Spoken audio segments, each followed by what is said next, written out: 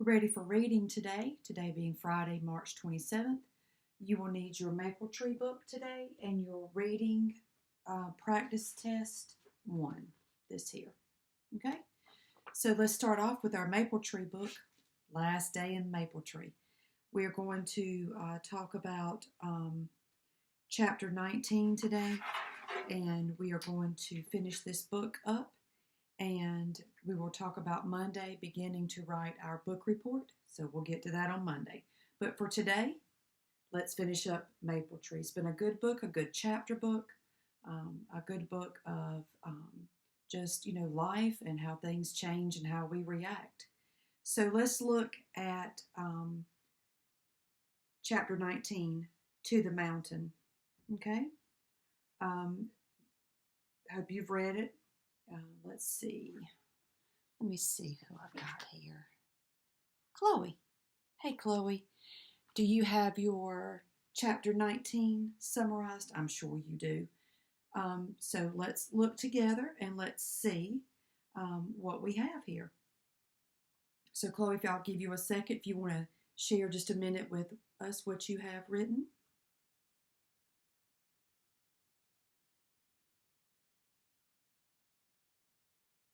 Okay, thank you, Chloe. Thank you. I'm sure you have great detail there. Knowing that God would work things out for good, Hilda and her family were content to leave Minnesota and go to the mountains. Okay, so we'll look back at page 151. Suddenly, Hilda was glad she was on her way to Washington, even if it had been hard to leave her home and friends. She looked at the mountain and the star and silently breathed a prayer of thanks. Let me see if I can get me a reader here to finish up. Ethan. Hey, Ethan, will you finish up the last 2 paragraphs on page 151, starting with Dear God?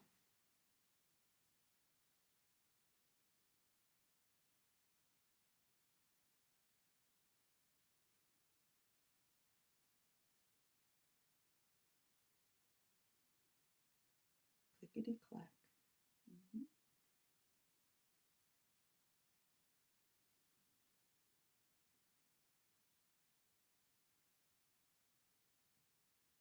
Yes, she did not know what her next adventure was. Thank you, Ethan.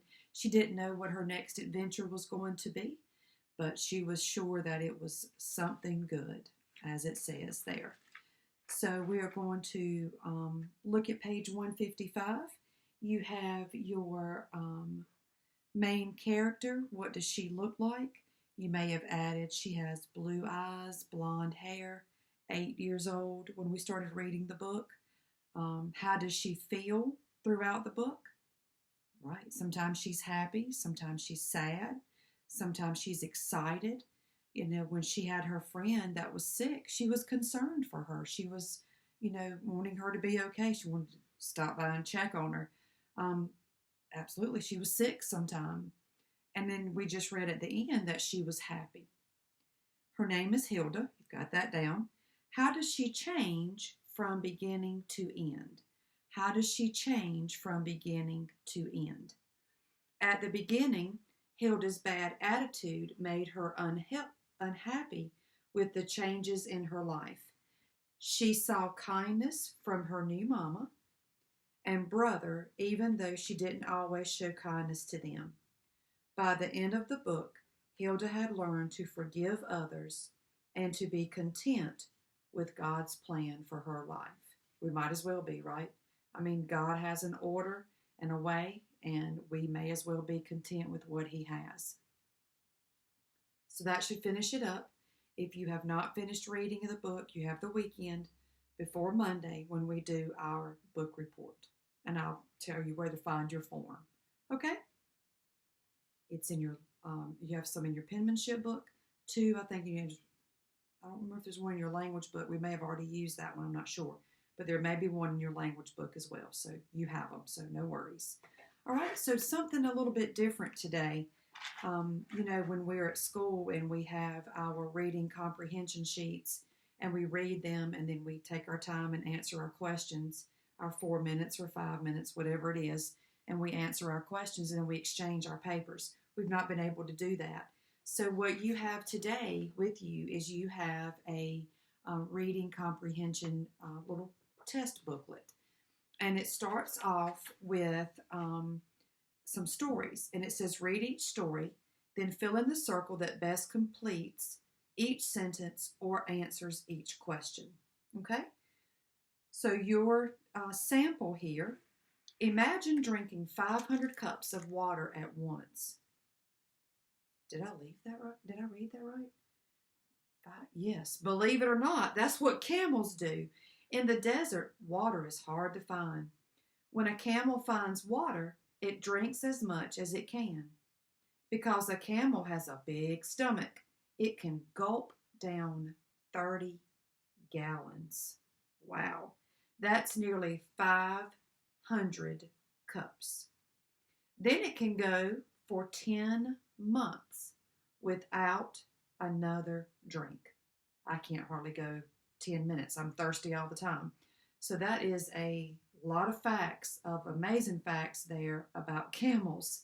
So you'll read your selection in this sample. What is the best title for this story? Why Water is Good for You, Life in the Desert, Thirsty Camels, Water Pollution. What? I didn't read anything about water pollution. So there's a couple there that you can go ahead and just take right off the top. So I'm going to take off water pollution. I'm probably going to leave off why water is good for you. I mean, water is good for us, but that's not what that selection is about. So I'm going to narrow it down to Life in the Desert or Thirsty Camels. Life in the Desert or Thirsty Camels. Any votes for Life in the Desert? Any votes for Thirsty Camels? I think I would go with Thirsty Camels too. Yeah. This passage is very specific to camels. Okay? So you would fill in C there. In the story, the word gulp means throw, drink, watch, or walk.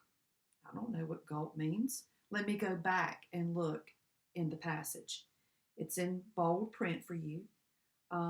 Because a camel has a big stomach, it can gulp down 30 gallons.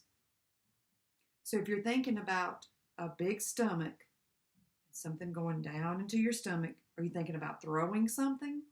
Drink, watch, or walk? Yes, drink. Yep.